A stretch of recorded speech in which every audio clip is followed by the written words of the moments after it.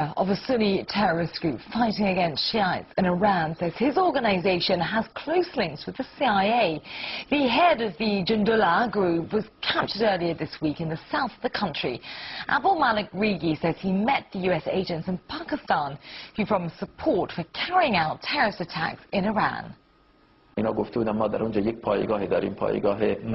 Americans promised to give us aid. They said they'd cooperate with us and give me military equipment, arms and machine guns. They told me that in Kyrgyzstan they have a base called Manas near Bishkek, and that in a place like this, some high-ranking American person could come and we could reach an agreement on making personal contacts. The Americans said Iran was going its own way, and they said their problem at the present is Iran. Not Al-Qaeda, not the Taliban, their main problem is Iran. One of the CIA officers said that it was too difficult for them to attack Iran militarily, but they plan to give aid and support to all anti-Iranian groups that have the capability to wage war and create difficulty for the Islamic State.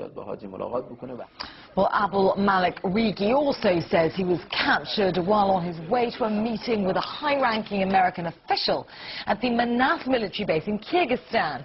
The US has denied having any links with the group. Investigative journalist Webster Tarpley has the background story on Jundullah.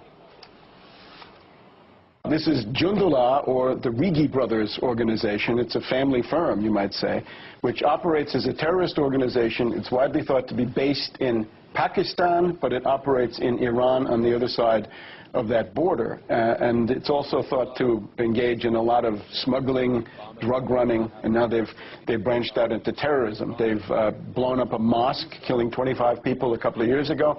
Last October, they blew up about 50 Iranians, including some top commanders of the Iranian Revolutionary Guard. So the guy's now been captured. This Abdul Malik Rigi was the #1 most wanted terrorist on the Iranian most wanted list. And they claim that in a very dramatic action, they caught him when he was trying to fly from Dubai to Kyrgyzstan, and they forced him down in Iran. It's a tremendous victory for the Iranians, because they've essentially decapitated this very, very threatening terror group. And this group has been around, of course, for a long time. Jundullah, just a little bit of background, Seymour Hersh of The New Yorker, the London Daily Telegraph, and Brian Ross of ABC News all agree that they're on the CIA payroll. This is the $400 million in the Iran Regime Change Act approved under Bush. The guy had been meeting with, and some say, the NATO Secretary General, Jaap de Hoop Scheffer, met this terrorist, certainly NATO generals in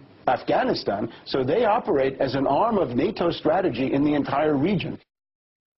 Investigative journalist Webster Tarpley talking earlier in our Washington studio.